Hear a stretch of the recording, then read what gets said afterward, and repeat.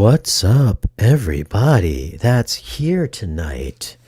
It is approximately 1:10 a.m. in the morning on the East Coast, and I'm going to hang out for a little bit with some of you guys, whoever is up in the chat today. If you are here, leave a comment. Let me know that there's somebody live out there and watching. But I was editing a video, a projector video. TCL has come out with a brand new little mini projector, so I've been working on that all day. I actually dropped a little video on some Martin Logan speakers earlier this afternoon, which I had reviewed back in 2021, I think. And I just got those in recently, so I figured I would do another video on them because they're one of my favorite speakers of all time. So if you missed that video, definitely check that out. But let's talk about some movies that I have watched over the week. Let me see if I can bring it up here. So we got some new releases, as you can see from the thumbnail. Black Phone 2 came out on Tuesday. So let's go here. Let's share the screen. Boom. So Black Phone 2, I guess this will be released on December 23rd. Yeah, so December 23rd, this is coming out. It is now available on digital. I watched it on iTunes, and I enjoyed the first movie. I thought it was decent. I wasn't the hugest fan of the movie.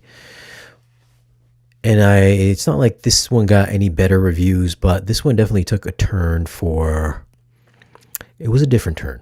Let's just put it that way. It was definitely more like, I feel like they're going down the path of A Nightmare on Elm Street, where the grabber, Ethan Hawke's character, would appear that he's going to be like the new Freddy Krueger, and he's just attacking people in their dreams.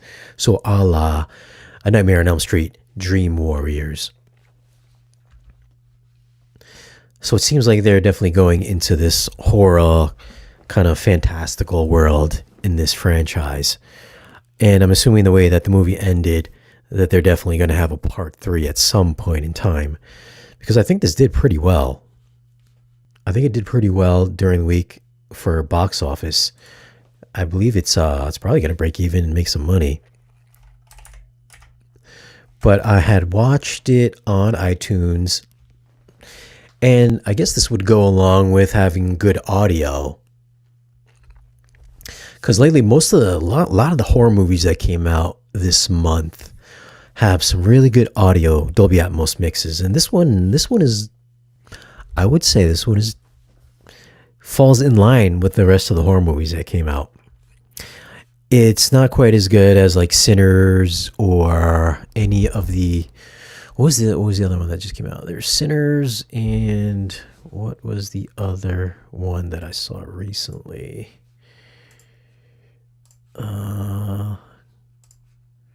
It was Weapons. Sinners and Weapons, I would say probably the two best sounding horror movies this year. Oh, and Final Destination 6. I think it's 6 or 5 or something like that. Bloodlines, Final Destination Bloodlines. So all three of those horror movies, really good standouts this year.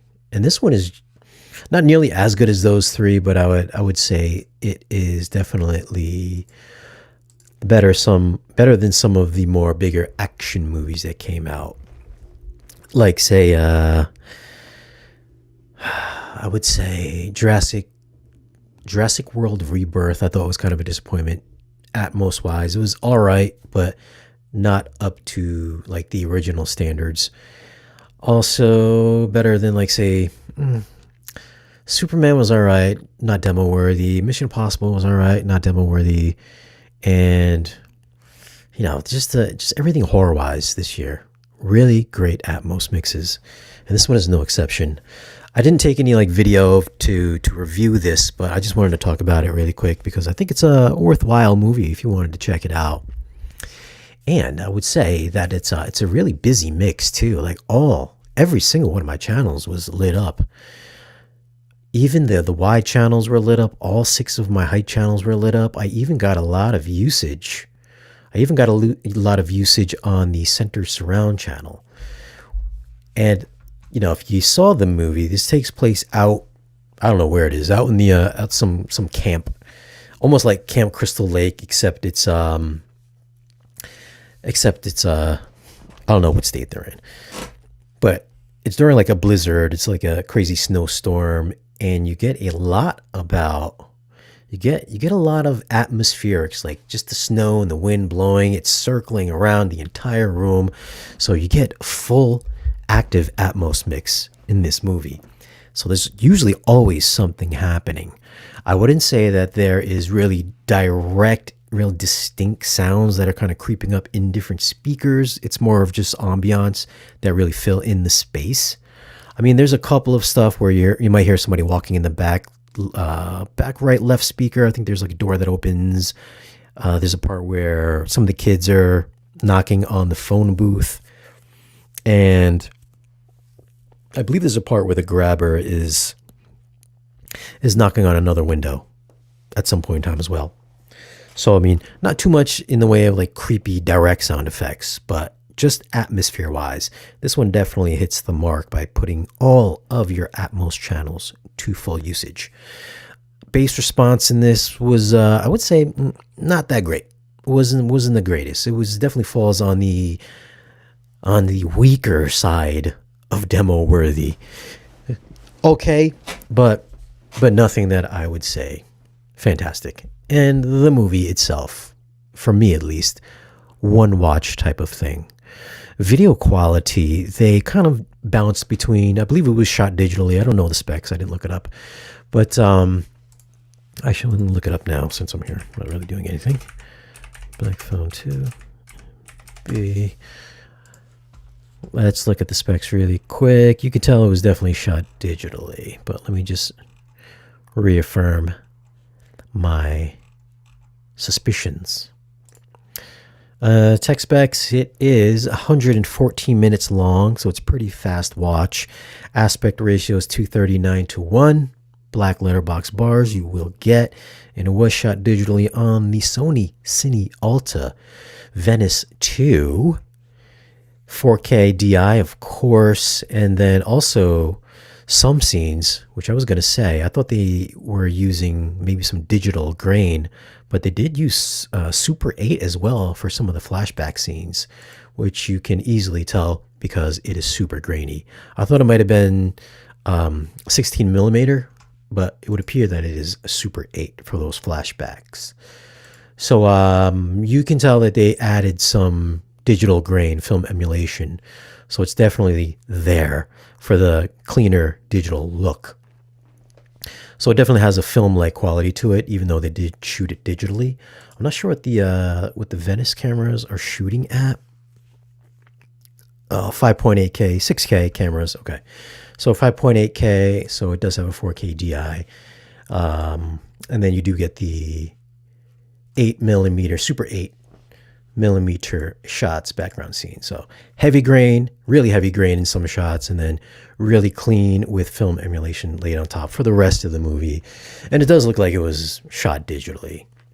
So I mean, if I was going to give it a rating for Black Phone 2, I would give it maybe 7. I would say like 7.9 video quality wise. Not super crisp and super detailed. It's still plenty of detail on it. HDR was all right. It's a really dark movie. If you've seen the first one, you know what I'm talking about. It's a dark movie. Good black levels. I didn't notice any crush that wasn't supposed to be there. Highlight detail. There are some things with some of the flashbacks. The reds look really good. Nice pop there. There are some some like lights, slow lights, candle lights, stuff like that. That happened in the cabin that looked decent, but again, nothing that was that would blow your mind. So I would say 7.9. Audio wise, even though it is a really busy mix, you do get a lot of overhead activity and surround activity, and it will scale up to, I would say, any amount of speakers that you might have. So it should scale appropriately. There are no dead gaps, and yeah, it is busy, but it wasn't like a standout. It wasn't like a super creepy. No, there aren't like like a ton of super creepy effects that are gonna like jump out and give you some jump scares. Audio wise, I would say, man, I kind of want to put it in 8, but maybe not really. Audio wise, I would say 7 point. It's better than 7.5. I would say 7.7 audio wise. Good mix, not crazy, and the bass response is okay. Nothing crazy. But anyways, those are my thoughts really quick on Black Phone 2. If you guys have seen it, definitely leave me a comment in the comment section. And let's talk about the other movie that I saw. Well, let me see if there's any comments here on the movie itself. House of Dynamite. Horrible movie. Do not watch. Did I watch House of Dynamite? I did watch House of Dynamite. I would say the first, if you didn't see House of Dynamite, I feel like, I thought it was going to be really good because it was from Patty Jenkins. I think, what did she do? Didn't she do like 13 Hours or The Soldiers of Benghazi or something like that? She did one of those war movies, right? I thought it was going to be something like that. I didn't see any trailers, but I just knew that Patty Jenkins did it. So I was like, oh man, this movie's going to be good. It's going to be like a wartime type thing. But 3 different stories that intersect at one point to try to get to the conclusion on whether or not this nuke is going to hit Chicago. Spoiler alert. I'm going to spoil it for you if you didn't see it. We don't find out if the nuke ever hits Chicago. Anyways, 3 different stories from 3 different perspectives, all leading up to the missile that's aiming for Chicago. We never get there, so we don't really know. The first story was good. That was the story with Rebecca Ferguson from Mission Impossible fame, also that Apple TV show. What is it, Foundation? Or is it something else? I don't know. Anyways, Apple TV show. I thought that first story was good. The other 2 stories, pretty boring. I don't know why they try to keep Idris Elba a secret. Every time they showed him, they showed the little black box during their Zoom call. It was like you could see the other 4 people, but then Idris Elba, the president, was like hidden in secret until the last story. Like the 3rd story was his story, and we're supposed to be surprised it was Idris Elba. You can clearly tell it was Idris. I didn't even know he was in the movie, but I could tell by him talking. I was like, oh, Idris Elba's the president? Shouldn't he play like the British Prime Minister or something like that? But we get the most British sounding American president ever. Sound quality wise on this movie, I mean, it was just basically them just talking from the White House and then from like planes in a car. So really heavy on the talking. So I don't think I took any mental notes of it sounding good. It's just a movie to watch, just a drama. That's it. I wouldn't say it's a horrible movie. It was just a boring movie. It definitely didn't hit the highs that I thought it was going to hit. The first story was great. The other 2, just, I was bored. I was on my phone like half the time, so it didn't really keep my attention span all that well. And Eddington, unwatchable, LOL. Come on, dude, you actually thought Eddington? I didn't know. Had no idea what Eddington was even about. But I came away actually liking Eddington. Smashing. What is it? Smashing Machine? Is this on 4K? Actually, Eddington had some decent, surprisingly okay sounding Atmos for, just a drama movie. I wasn't expecting it to sound that decent, but I thought it was pretty decent. I liked where it was. I liked the whole story. I thought it was going to be some kind of a weird twist. Like, what did he? Didn't he do like Midsommar and something else?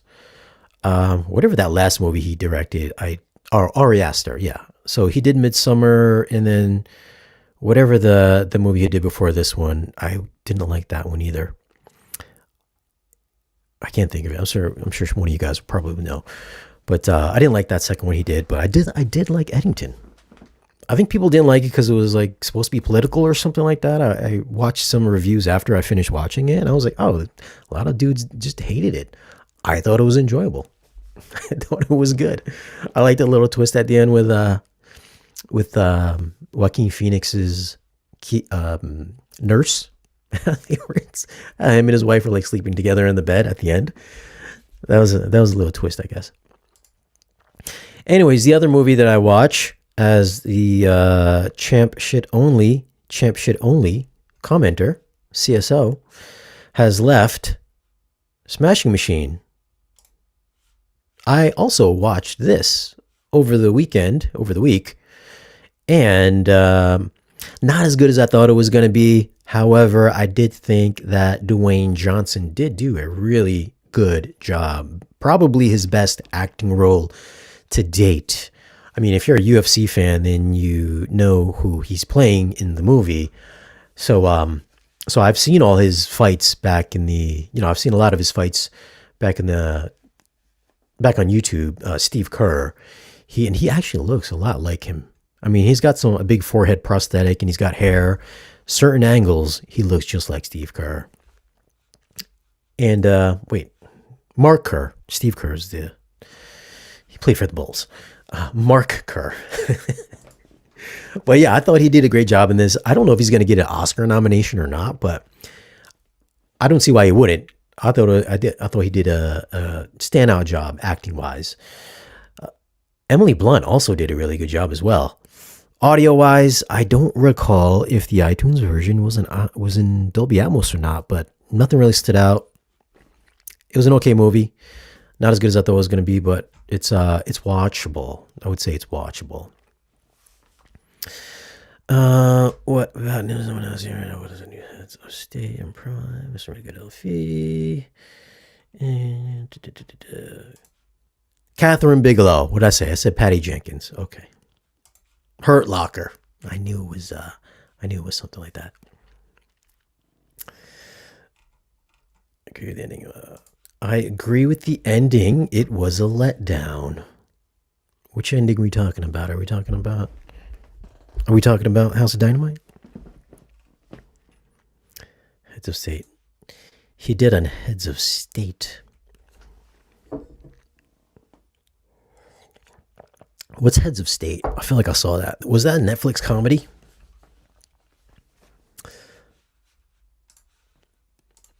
I'm going to be honest. I couldn't watch it past 30 minutes. Another boring A24 movie so far. I've only liked maybe one A24 movie. I don't know, man. I liked Eddington. I thought it was a good movie. I went into it blind. I didn't see any trailers, so I had no idea what it was about. I came away thoroughly enjoying it. And the sound was really good too. I think there's that shootout a la Heat. There's a Heat-esque shootout towards the end in the third act. I thought that sounded great. I mean, if anything, go back and watch that part. Lights up all the Dolby. Lights up all your speakers. Gotta know your opinion on the new so-called War of the Worlds with Ice Cube. I didn't see it. It looked so stupid. The CG looked horrible. So I did not even bother watching it. Like, why would you remake a remake of an old radio serial?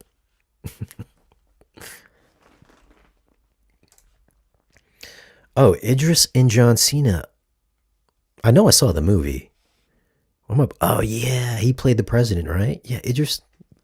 Yeah, didn't Idris play president in that? And wasn't Cena his bodyguard or something? Idris as the prime minister. Okay. There you go. Look at that. Makes sense. Damn. He played. Yeah, that's right. He plays the prime minister in that. And then he's on Amazon Prime. And then he's the president on Netflix. All right. He's got it. He's filling in a niche. I didn't know what it was all about either. I already had enough watching people in masks and complaining about people not wearing it. Oh, oh yeah. So it was definitely had some. It was definitely political. I hear that it was. I heard it was shot before COVID. Like maybe that was wrong. I watched the review. They were like, oh, they shot this during or before COVID or something like that, and I guess it played out the way it played out, and people didn't like it for that reason because it was like political. I'm not a political person. I could care less about politics. I don't even know what's going on half the time. So that didn't bother me. I didn't care for it. I mean, it's not like I didn't care for it. It didn't bother me, so I didn't see it as like some kind of a mirroring our world or anything like that because I don't pay attention to that shit most of the time. So that part of the movie didn't bother me, so I found it all right. Oh, John Cena as president. Oh, that's right. Yeah, John Cena was president and he was prime minister, right? Weren't they trying to come to some kind of an agreement or something in that movie? And they were like inside of they were in a plane crash or something like that. Haha, good call. Dodged the bullet on that one. Man, which one are you talking about? Are you talking about prime ministers? I mean, prime ministers. Heads of state? Heads of state was funny. Good, decent Atmos mix too. Some of those Amazon movies have good Atmos mixes, surprisingly. I mean, I still think the best one is what's that Chris Pratt movie with the aliens? I think that's the best sounding Amazon Prime movie that I've ever seen. It's like you can buy it on, I think you can buy that movie on Kaleidoscape, but it's only in 5.1 for whatever reason.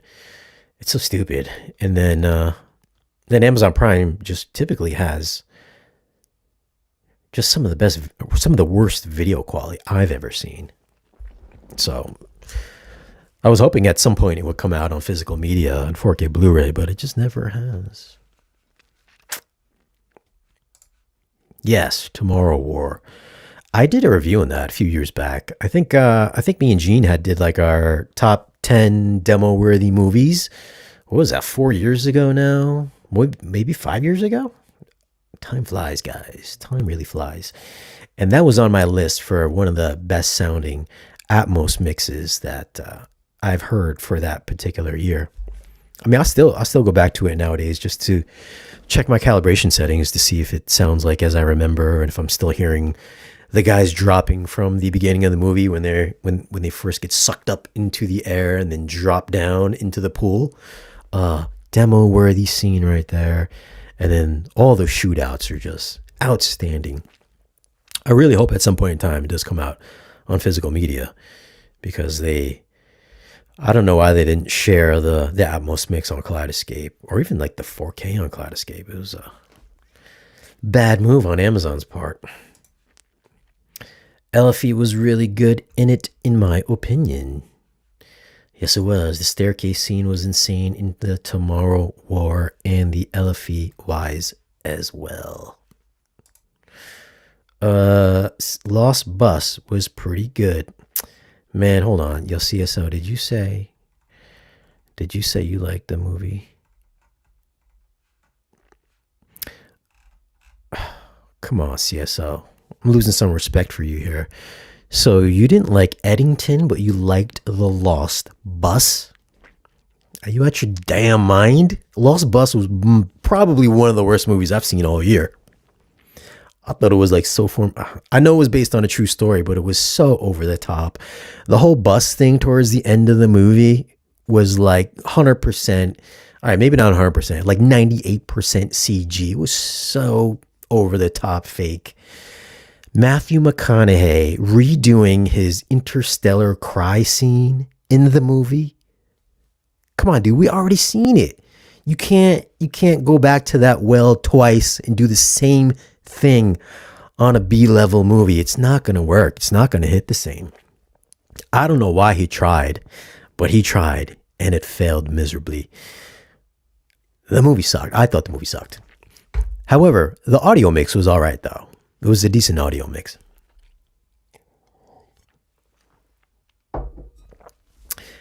It was clearly shot digital too. The movie just looked far too digital for me. It kind of took me out. Just the look of it was just, nah, just didn't work for me.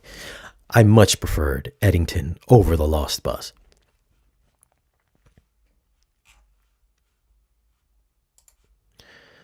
Interesting, as I said, I couldn't watch Eddington past 30 movies.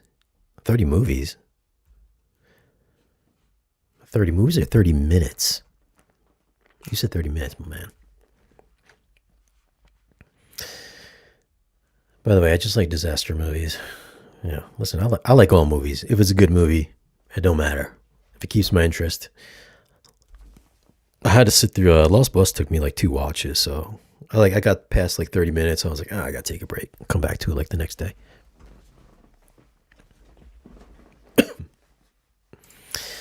Yes, The Lost Bus was Apple TV. I think they spliced in some real footage. The only real footage I could see them probably splicing in is maybe some news footage and maybe some drone shots, aerial shots. Other than that, all the other stuff was like totally over the top. CG. Did anyone see The Gorge? Surprisingly fun and sound. Yeah, The Gorge was good. I like The Gorge. Kind of cheesy, but I still enjoyed The Gorge much more so than The Lost Bus. Lost Bus is going to go on my top 5 list for maybe worst movies of 2025. I haven't seen War of the Worlds, but I'm sure that would probably be on the list as well.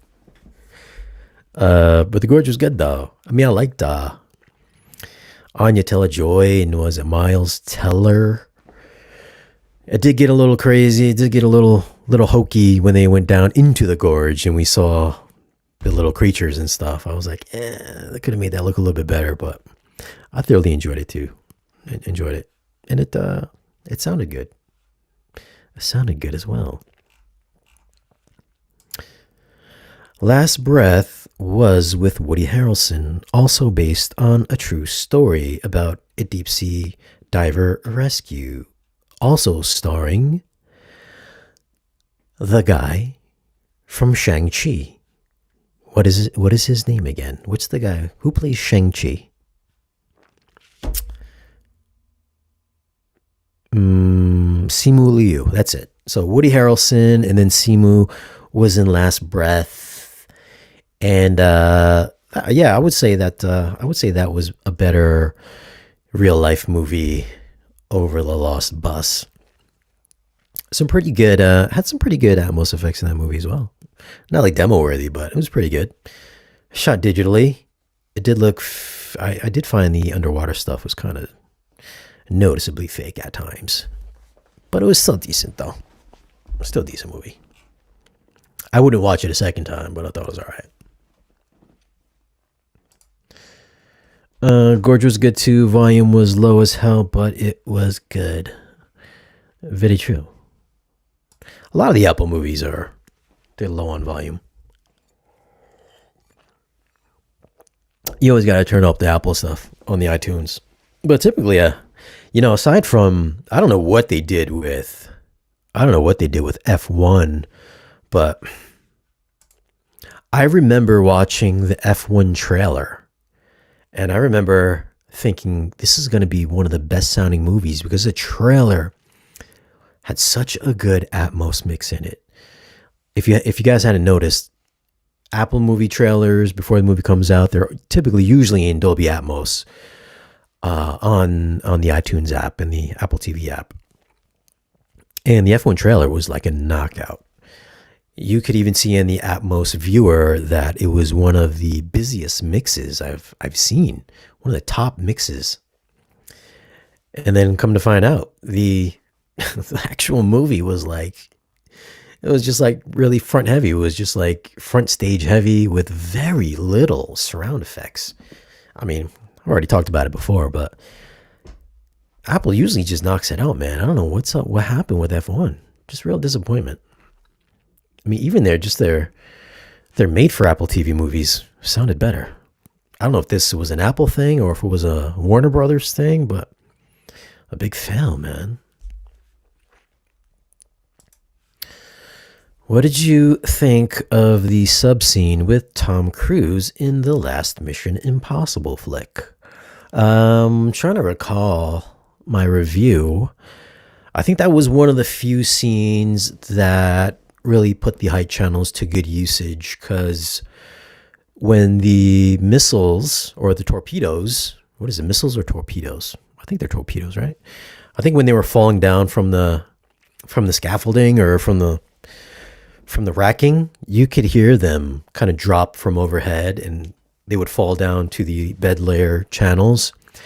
That was really good. And like the creaks and the bends and stuff like that, they would kind of ping throughout the different speakers, which created a really nice atmospheric interior effect, which was very convincing in the mix. So that was really good.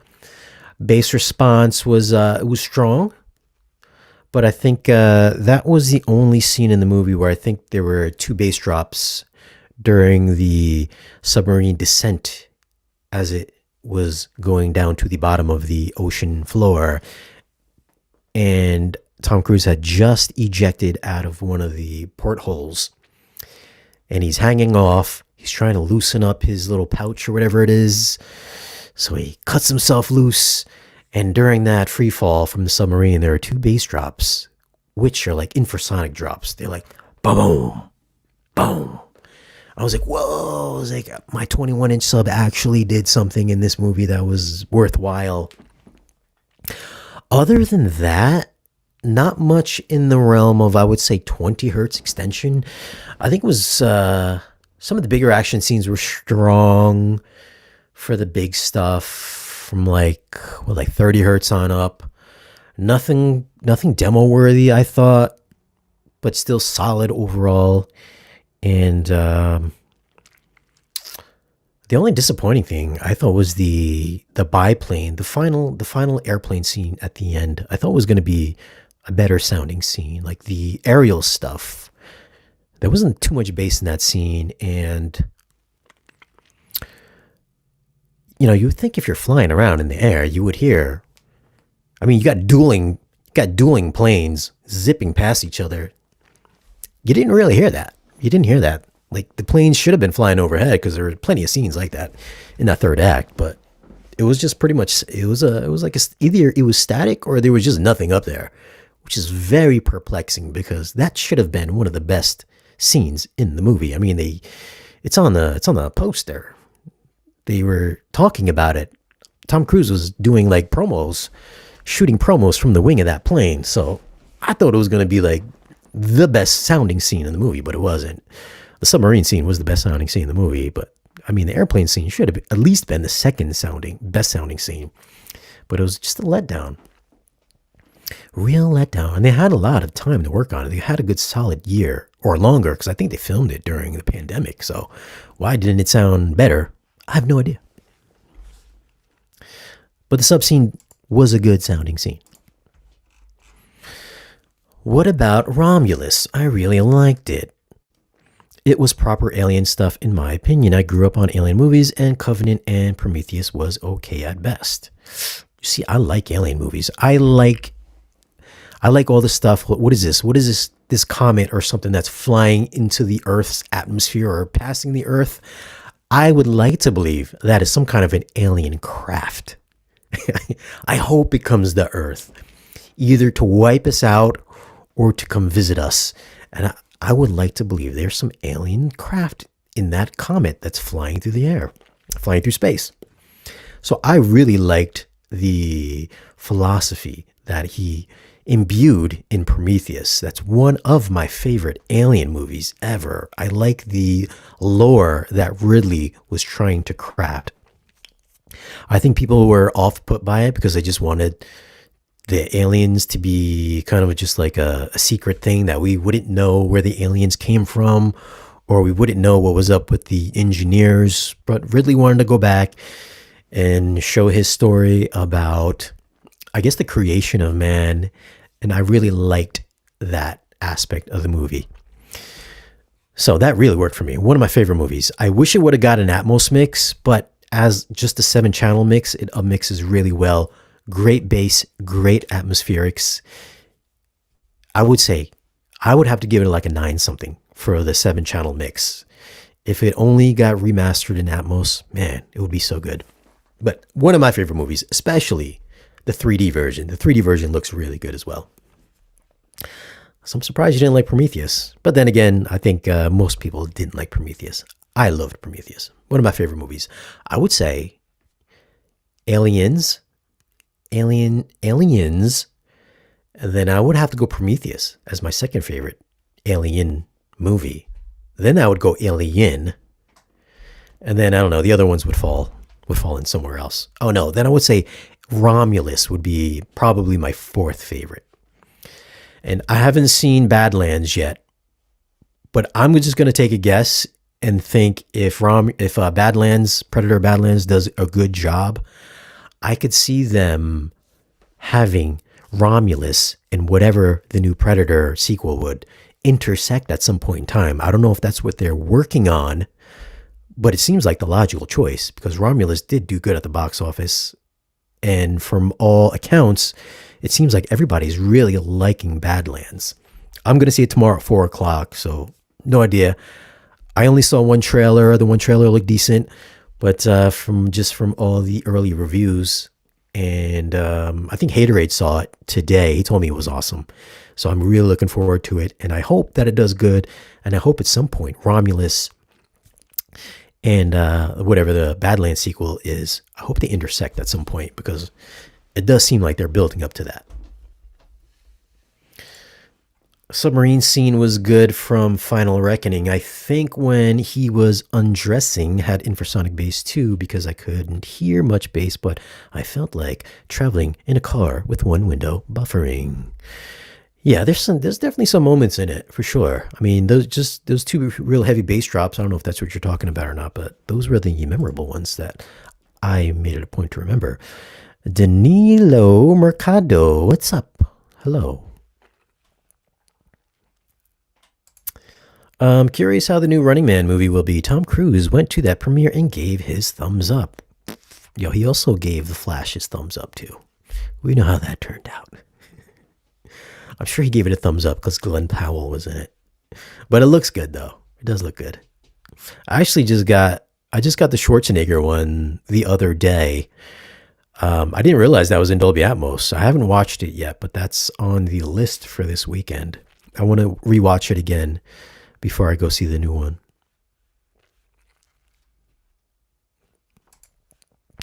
I haven't watched any Mission Impossibles until this week.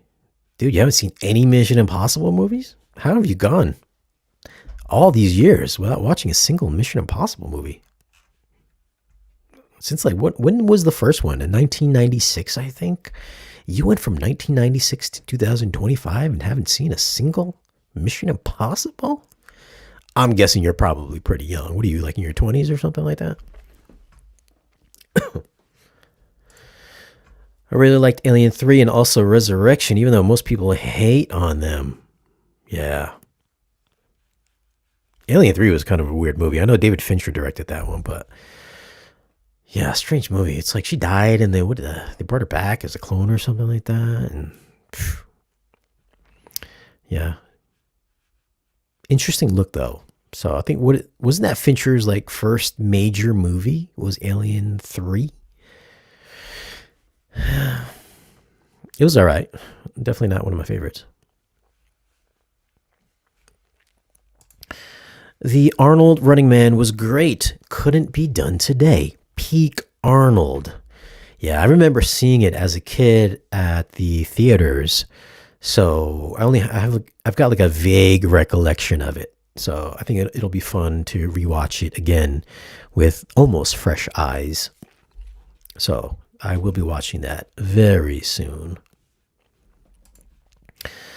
Basaj 13. I usually hate remakes of classics. Great movies, but Running Man looks like it could be good. I mean, I hope it's better than Total Recall. You guys remember Total Recall with Colin Farrell and Kate Beckinsale? I believe that is in 4K, but only 5.1, if I'm not mistaken. I don't know, like that movie should have been in Atmos, but only 5 channel mix, or maybe it's a 7 channel mix. And yeah, that remake definitely wasn't one of the better ones.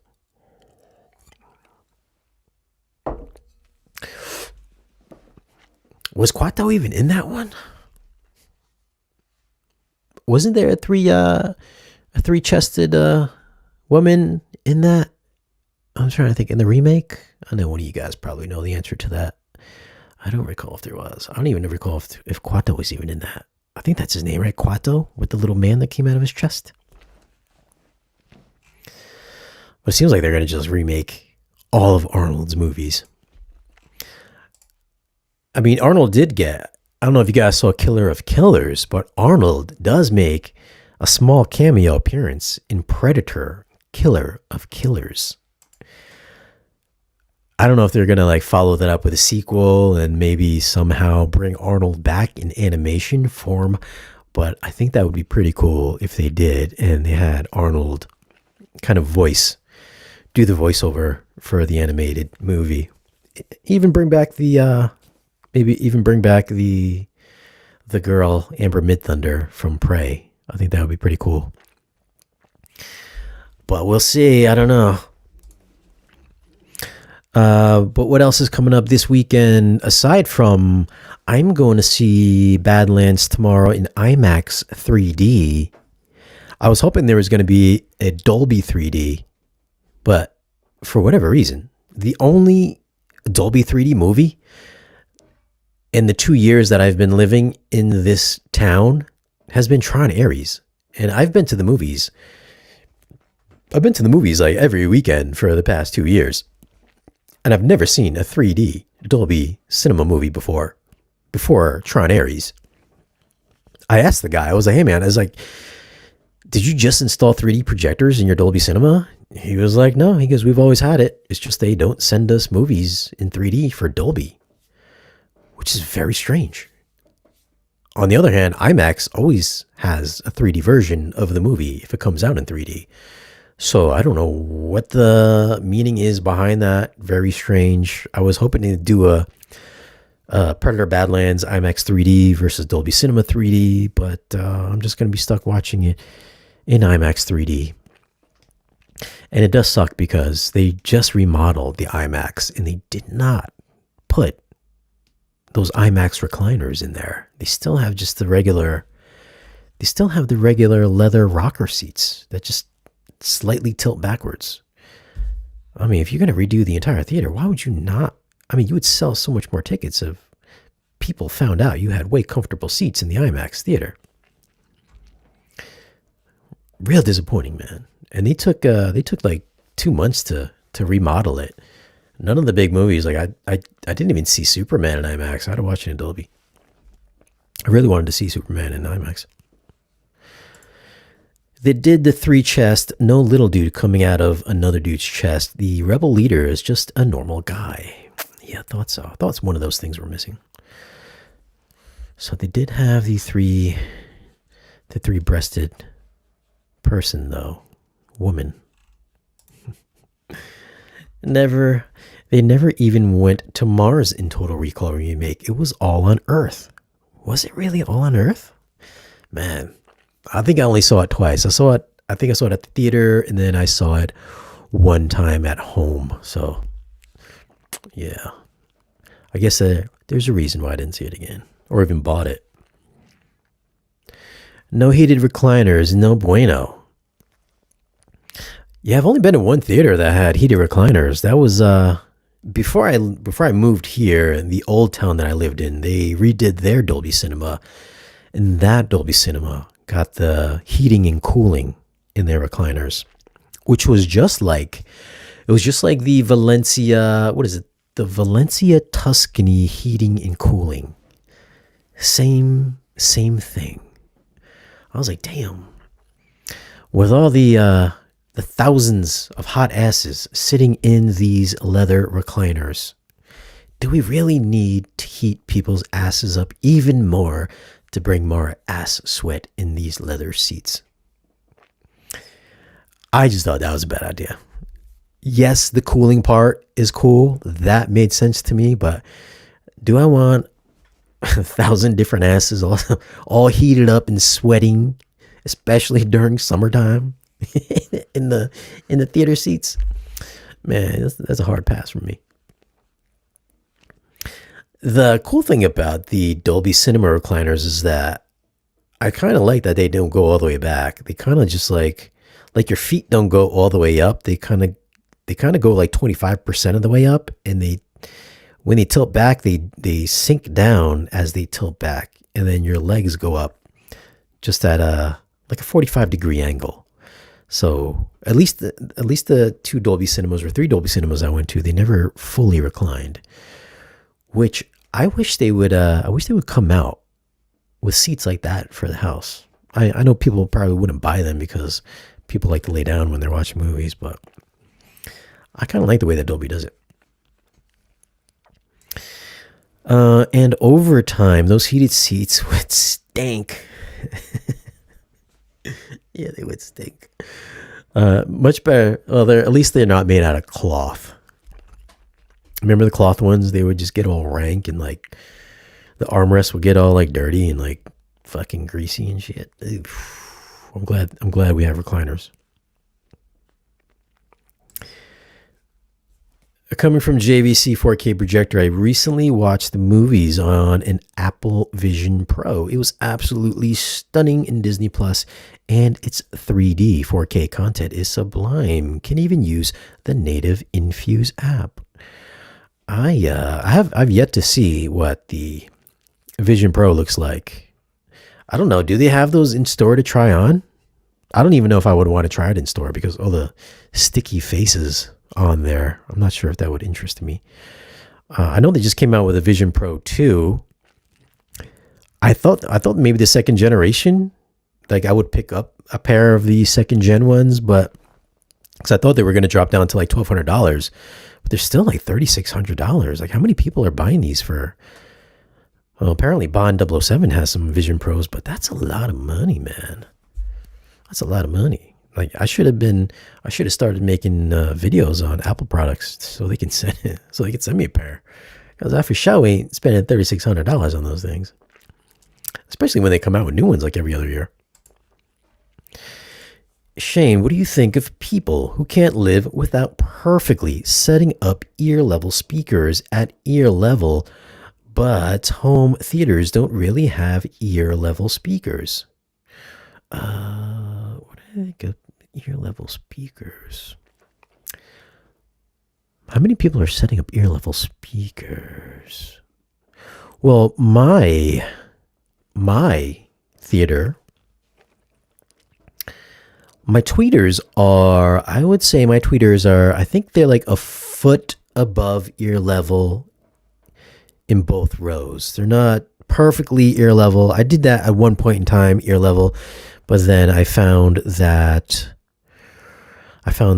people's heads would get in the way if I had people at the house, or backrests would get in the way. So I raised it up a good foot, which I think gave some pretty good clearance above backrests when I had a backrest, when I had seats that had backrests. So there is a slight elevation above ear level. With the dispersion, it sounds more like it's coming ear level rather than above your head. So, I mean, if I was going to do it, which I did, I would keep it slightly above ear level. I mean, if you're just sitting there, if you have one row, then all right, I could see ear level. And if you don't have a backrest, then I would say ear level works. But for me, since I've got two rows, I kind of want to make sure I have it slightly angled so that I'm hitting the first row is hitting like the second row, and the second row is hitting the first row. So I have slight angles to it and slightly elevated above ear level. And then I have all of the top channels pointing at the middle of the room so everybody gets the cross section of all the speakers accumulating in the center of the room so everybody gets hit nicely. I feel like it's kind of a common sense thing where to put your speakers, but people have these 35-degree, 45-degree angle dealies, blah, blah, blah, blah, blah. But I think if you're sitting down and you have line of sight to where your speakers are pointing, I think it's pretty easy to tell. Obviously, you don't want your bed layer and your top channels to be too close, otherwise they will just smear together and you'll get crosstalk and all this other stuff. And obviously, you don't want to do that. That again would make sense, be kind of like a common sense type of thing. So keep spacing equidistant from each other. I try to keep all mine equidistant from each other, and I don't think it's hard to decipher where to put your speakers. You are a germaphobe, I see. Am I a germaphobe? Nah, man, I'm not a germaphobe. Maybe slightly a germaphobe. Like, I wouldn't be in the UFC. I wouldn't box. I wouldn't wrestle. I don't want to go in pools. Now that you bring up germaphobe, I was thinking yesterday, because I had one of the Patreon guys, he likes to swim, and I was just thinking to myself, I was like, sure, you have chlorine. Chlorine is supposed to kill bacteria, stuff like that. But at the same time, it's like, dude, you got like hundreds of people. I was watching these Carnival Cruise videos of all these people in the pool. There were like hundreds of people on the Carnival Cruise in the pool on the ship. Hundreds of them. I'm like, dude, I was like, I don't care how much chlorine you got in this pool, but that's got to be a cesspool of just nasty germs. And you're going to tell me there ain't nobody in that pool taking a leak in that pool? God, it gives me the fucking chills just thinking about it, man. I was thinking about this yesterday, like for a good little while. I'm like, I understand people love to swim, but man, swim in the ocean. Go out in the ocean somewhere. Go to a river. Go to a stream. But I don't go in pools. Just for that reason. I don't care if the pool has unlimited chlorine and just bleach in it. I'm not going in a pool, especially with a ton of people, because people are disgusting. We all know people are disgusting. No offense to anybody that likes to swim, but no, man. I remember being in a pool. And did I ever take a leak in a pool when I was a little kid? Yeah, of course I did. Who's watching me? But I think that was before they put in that blue dye. But damn. Yeah, man, no. I think about that. And I love UFC. I watch UFC. Sometimes they're like taking somebody's back and their mouth is open and it's rubbing against their sweaty backs. I'm like, dude, you must be getting sweat in your mouth, man. What about the blood and the sweat on the mat? Like, no wonder there's always all this staph infection going around these dojos, and whew. I don't like to think about it. Not trying to think about it. What else we got here? Thoughts on the now confirmed Mummy 4 with Brendan Fraser and Rachel Weisz. Yeah, man. I heard about that. What was that, 2 days ago now? I was like, whoa. It's like they're totally getting rid of Tom Cruise as the Mummy. And I guess they're just going to retcon that altogether. Just like it doesn't even exist. They're just going to go back to the old Mummy franchise. That would kind of be like if they went and did Spider-Man 4 with Tobey Maguire. Like, have totally just continue. You can have two different universes, have the Tom Cruise universe, have the Brendan Fraser universe. Even though it's like, what, a decade old now? Maybe longer? What is it, like 15 years old or something? Yeah, we tried the reboot. Didn't work. We're going to go back to the original. So I found that a little surprising. Although, listen, I wasn't the biggest fan of those movies, but I know they have a certain charm to them. The CG doesn't hold up that well, but I think that now adds to the charm of the movie. It's a fun movie. It's a fun watch. It was one of the first movies that I reviewed on the channel 7 years ago. I think it was me, Elias, and Bill. It was one of our early drunken reviews. And for that time, I think I got a lot of views on it back then. It was one of the first reviews that we did. We were like, oh my God, we got so many views for this review. And during those early days, I think we were drunk. We were drunk almost every single early review. We would always drink while we were watching movies. We would get off of work. We would come to my house. It would be 9 o'clock, 9:30. We would watch a movie while we were drinking Coronas or Yinglings or whatever it is that we bought. We're like, we're going to review the movie after we're done. It's going to be fresh in our minds. By the time we got to the end of the movie, we were usually pretty hammered. And there was a lot of slurring going on and a lot of rambling going on. And in those early days, it would take me 8 to 9 hours to edit a 5 to 6 minute review. So off of work at 9 o'clock, watch the movie for 2.5 hours. We'd like bullshit for like a half an hour. I would set up the cameras for like a good 40 minutes because we had 3 cameras at that time. So multicam. And then we would shoot the review while we were drunk. The 2 guys would go home. I would stay awake, edit for like 8-9 hours, make sure it was up before I had to go to work in the morning at 10 o'clock, and rinse and repeat. So there'd be days in those early years that I wouldn't even go to sleep because I was really trying to make this YouTube thing work out. The good old days. And that's when I didn't even know what I was doing. I was like editing multi-cameras. I had like 3 or 4 cameras going at the same time. And at that time, nobody was reviewing movies with multiple camera angles with multiple people. So I think I was one of the first to do that. And I think that helped grow the channel for that time frame 7 years ago. We've all moved on. Bill lives somewhere in like Missouri. Elias is still back at the old town, and I'm over here. So we're all like hours and hours away from each other, unfortunately. Every time I go to a public swimming pool, I see Band-Aids floating around. Oh man, you see, that's why. That's exactly why. Exactly why I try to stay out of public stuff. Man, that's nasty. What are you doing going to public pools, man? Stop going to public pools. Don't do it. Come back with staph infection. Dude, every time my brother used to take karate when he was younger. And I would drop him off, then when I would go pick him up, I would walk in the dojos.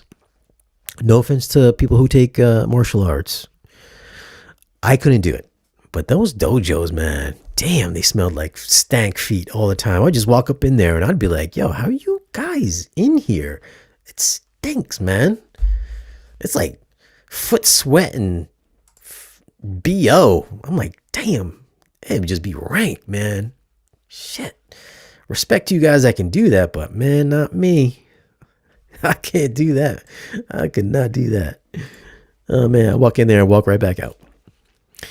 Shane, how do you deal with the regret and mental hell of accidental dropping your speakers? I dropped my front left recently and now has a small dent. I'm trying to think if I've ever dropped a speaker before. I can't say I've dropped a speaker, but I have banged a speaker trying to walk through a doorway. Like I have banged up a few corners here and there. So yeah, I mean, I'm trying to think when the last time I did that. I think I had some M&K 150s. I had a dent. I hit it against the doorway. There was a dent on the back left speaker. Oh, in the back corner of one of the speakers. And yeah, that always bothered me. I tried my hardest to find matching paint for it. So that's what I did. I tried to sand it and then repaint it, but never came out perfectly.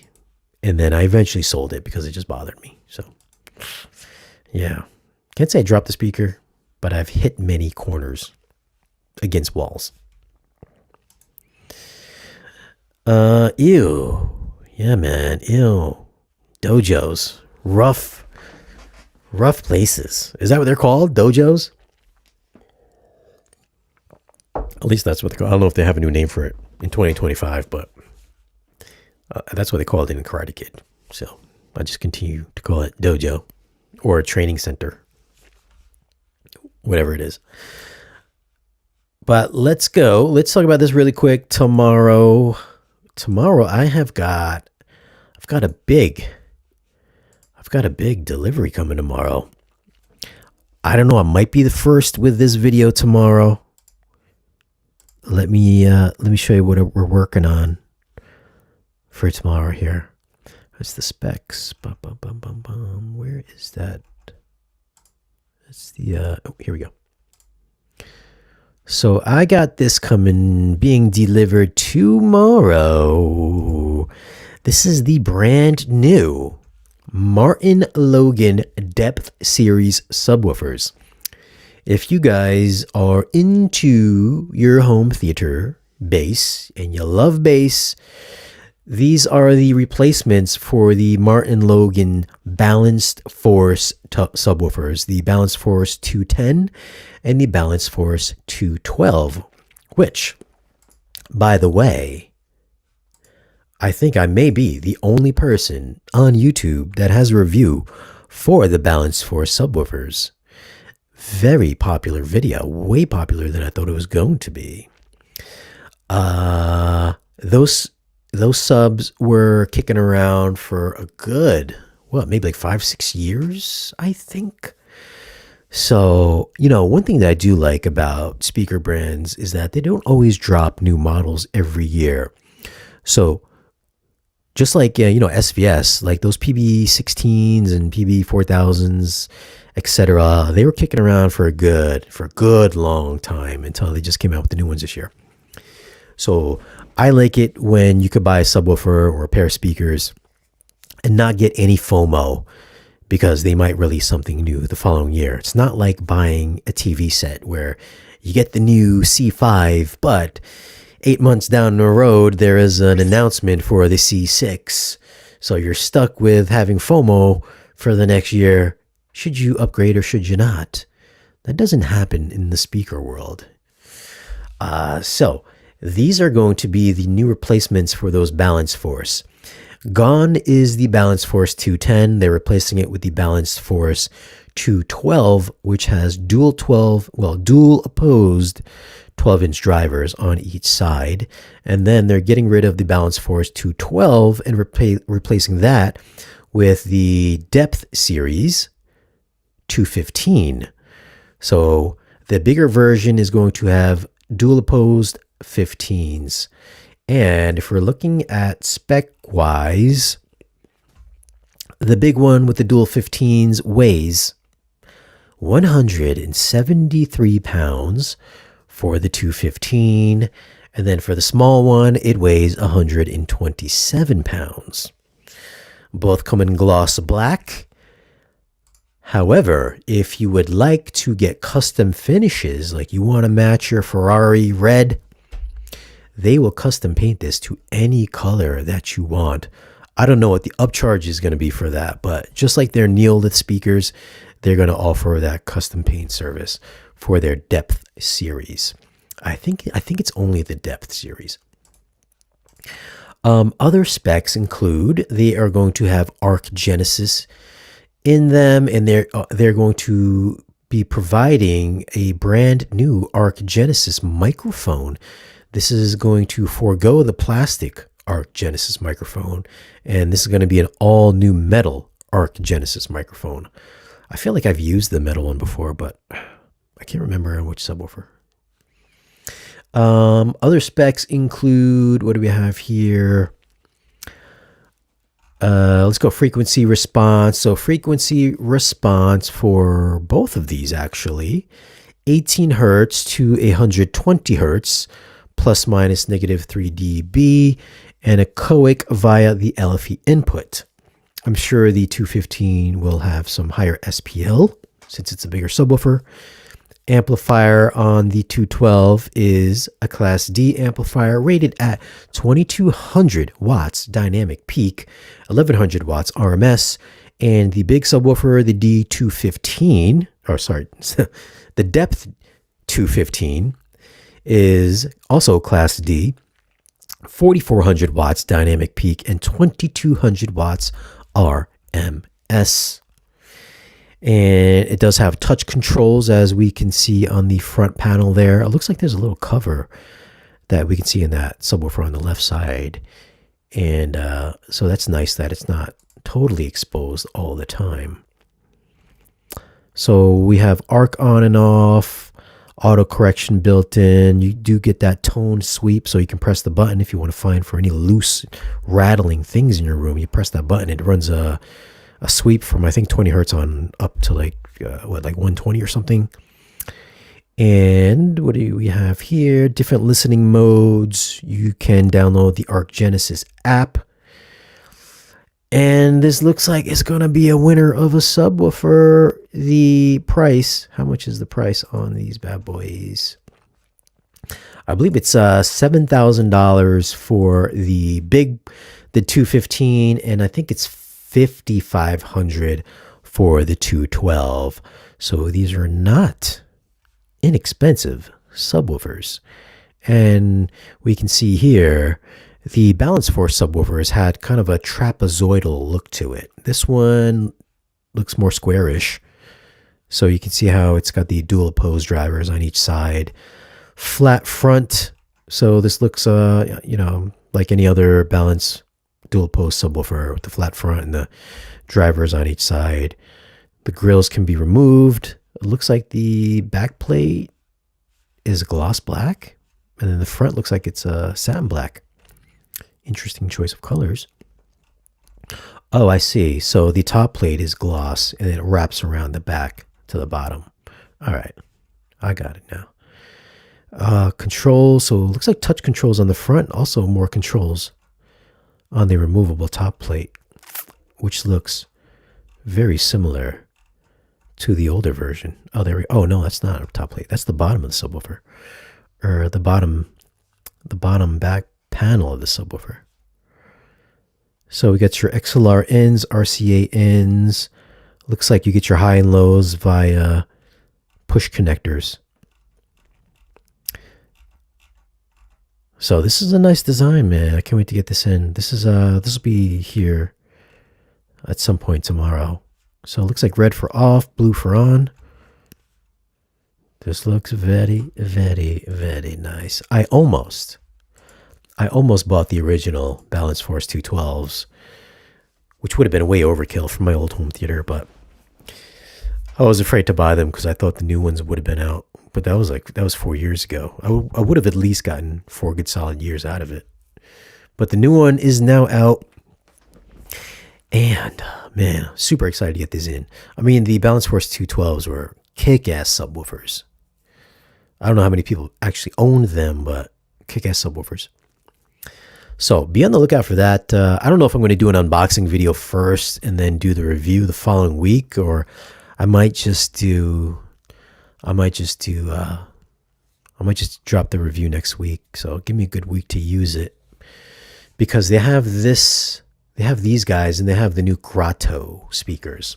I think the Grottos I believe the Grotto has a 10-inch model and a 12-inch model. Both of them have dual passive radiators in them, as opposed to having dual oppose active drivers like these guys do. So I want to kind of wrap up this review ASAP, probably within the next week or two, and then send these back and then get the Grottos in. So the Grottos are going to be their second to the top for their subwoofer lineup. Not as expensive, but still should be pretty capable. And I think they would pair up really nicely with the electrostats that I did the review for this morning. So be on the lookout for that. Super, super excited to get those subwoofers in. And again, man, I think I'm going to be like the first one to get them in. So we'll see what's up. Does anybody have Martin Logan subwoofers? Leave a comment. Let me know if you have any subs from Martin Logan, or if you have any. Do you guys have any Martin Logan speakers? What is the best lighting during movie time? Dim lights about the screen, all around. Just curious. My lights are off, so I keep them totally off.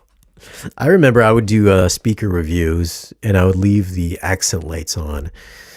And people would get on me all the time. They'd be like, dude, your screen is so washed out because your accent lights are shining on the screen. It's like half of it is blue.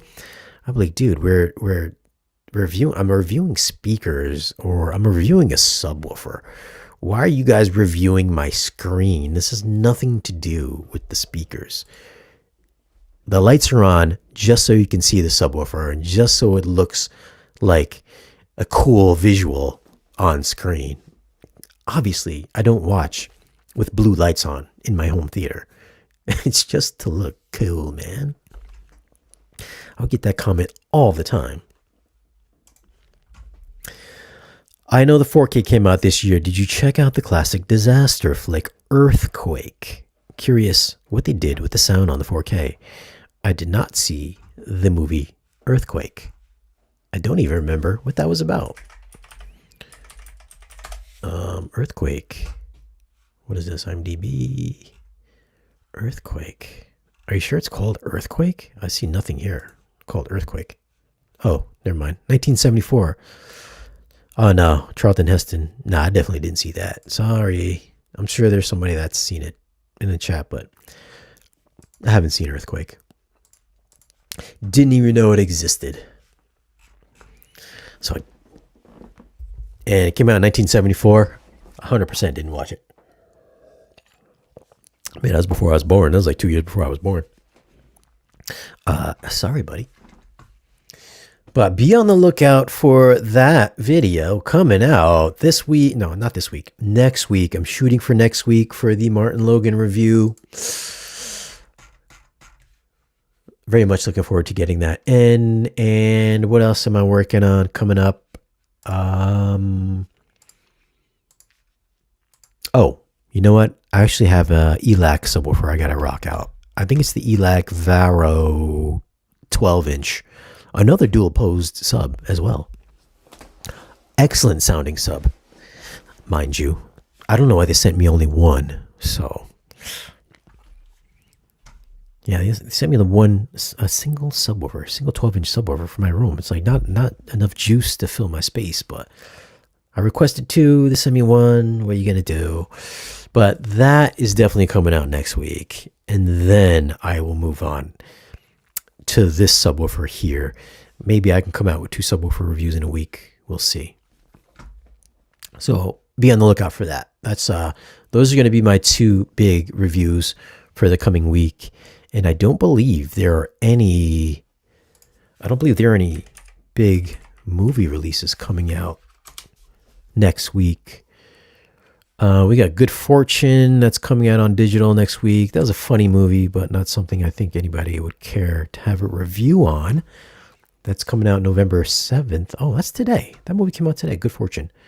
Keanu Reeves and Aziz Ansari. Funny movie. I saw that last week, actually, at the theaters. And then the following week, we have Roofman coming out, Shelby Oaks and Deathstalker. That's November 11th. That's next week, next Tuesday. And then One Battle After Another comes out on November 25th on digital. I'm looking forward to that. I haven't seen that at the theaters, but I am looking forward to that because I like Leo. So I don't think I'm going to have any movie reviews coming out this month because I don't think anything good's coming out on digital or on physical media. Let me see. 4K Blu-ray releases, Ultra HD releases. Hard Boiled, did that come out already? It's November. I mean, The Mask came out. I have The Mask, but I'm not going to review that. Him came out already in 4K. November 14th. By the way, Him sucked.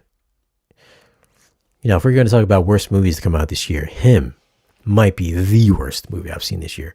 Him, The Lost Bus, War of the Worlds. So that's coming out on physical media on November 11th. Wait a minute, what's today? The 7th. So that's coming out next week. U571 is coming out It's the first time it's been on 4K. U571's coming out. Caught Stealing is coming out 4K Blu-ray next week. Together. That was an okay movie. Kind of creepy, but okay. Downton Abbey. Ted Lasso's coming out 4K. The Count of Monte Cristo. Man, who's in that movie? Well, I'm not going to watch that. What else do we got here? Five Nights at Freddy's coming out on 4K Blu-ray next week. And Titanic is getting another re-release. The Howling 4K is coming out. That's November 11th. November 14th, Andrea Bocelli concert. November 18th, we have A Better Tomorrow.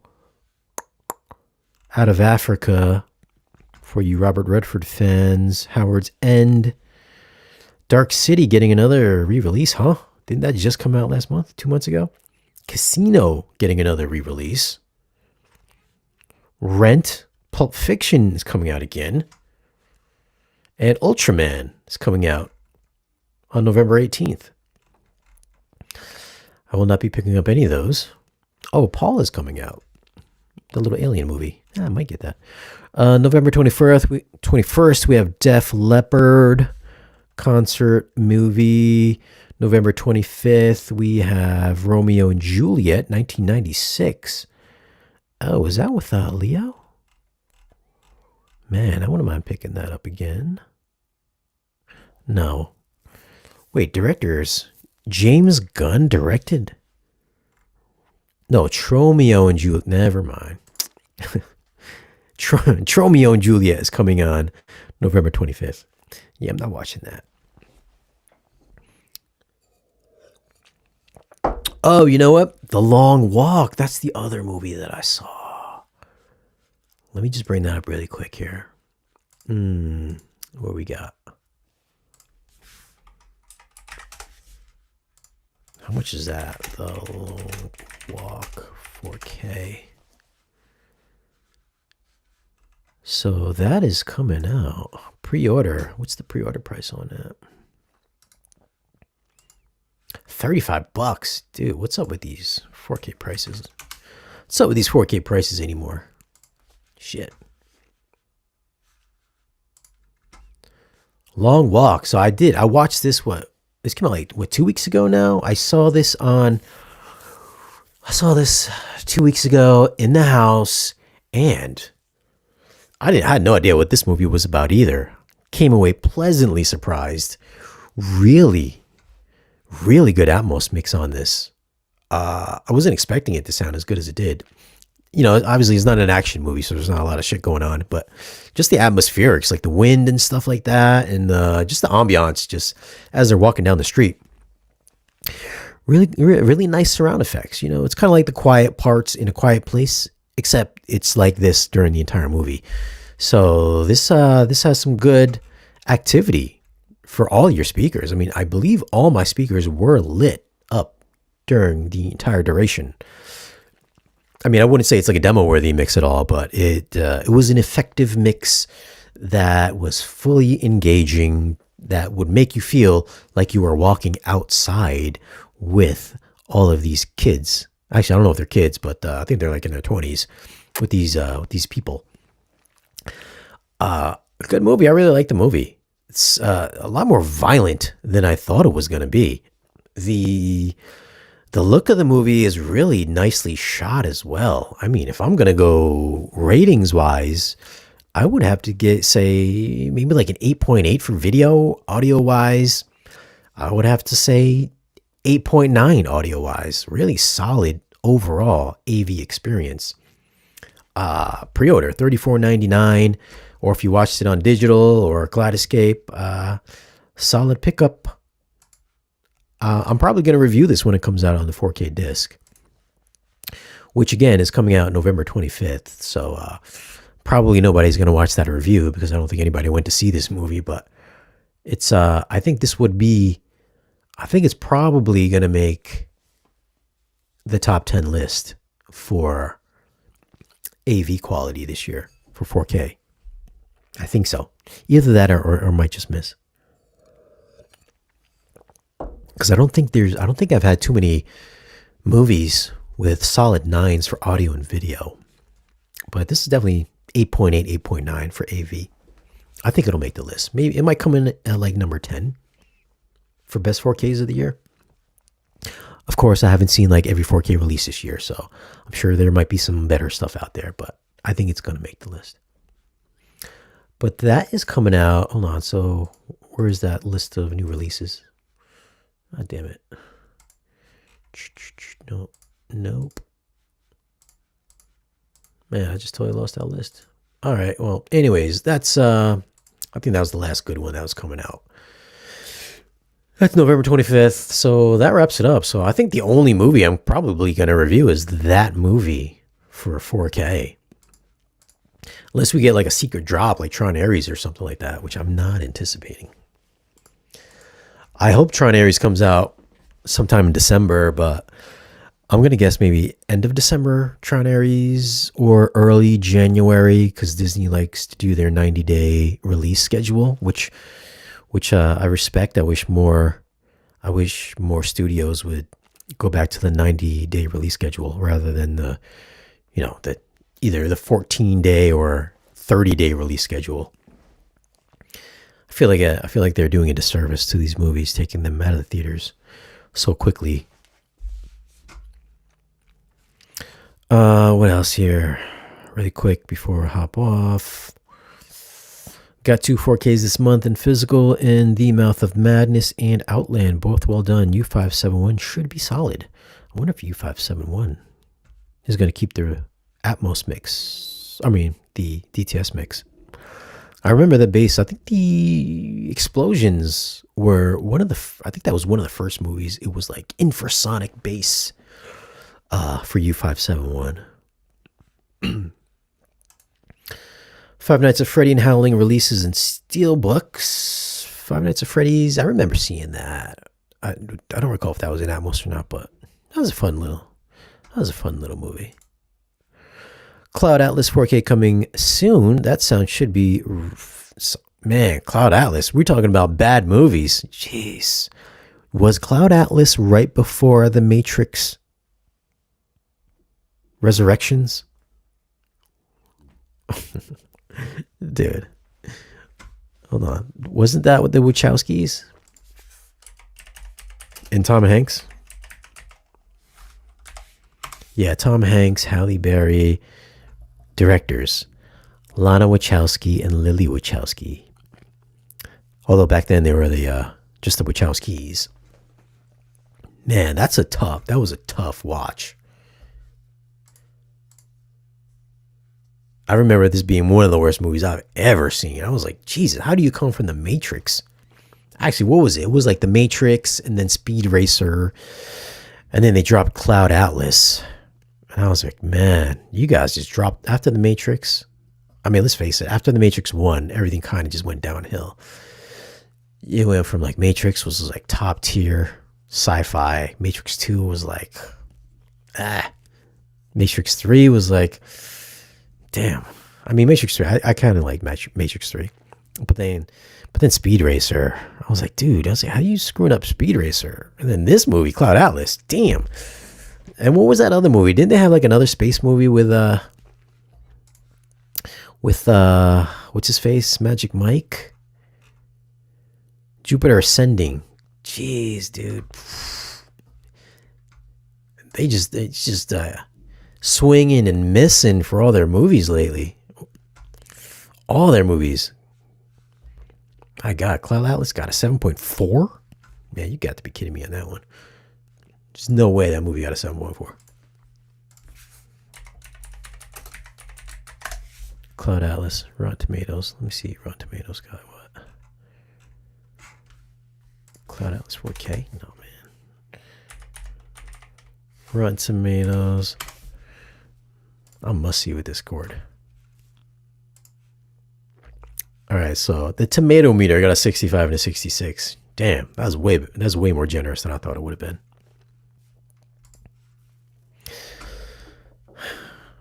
Good for you, though, man. If you like that movie, I hated that shit. Did you review Tron 4Ks? I reviewed the second one, but I didn't review the first one. A ton of people in Cloud Atlas. I'm talking sound, though. Man, I don't even know. I'm not even going to try to revisit it again. Matrix 2, the scene on the freeway where the motorcycle was driving against traffic. Nuts. I mean, I like the third one. The final battle with all the Sentinels and the machine guns. Man, I should probably check that out really soon at some point in time, because I think that would probably sound awesome in my on my new setup here. I really need to go back and revisit that. But all right, guys, thanks for hanging out with me tonight. I'm going to log off and finish editing my video. And thanks for hanging out. If you are not a subscriber to the other channel, subscribe to the other channel. Let me drop a link to the other channel here. I do have my live stream channel. What is it called again? Dynamic Challenge, right?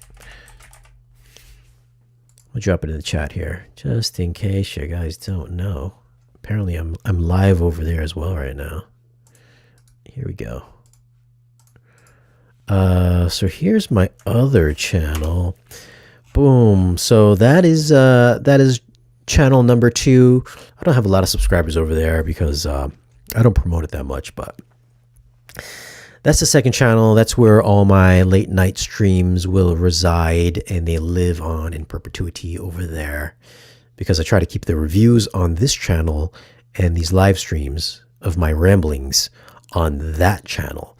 So if you're not subscribed over there, click on it and subscribe. It helps out the channel. And thanks for watching. I'm going to log off. Thanks for hanging out. And I'll see you next time.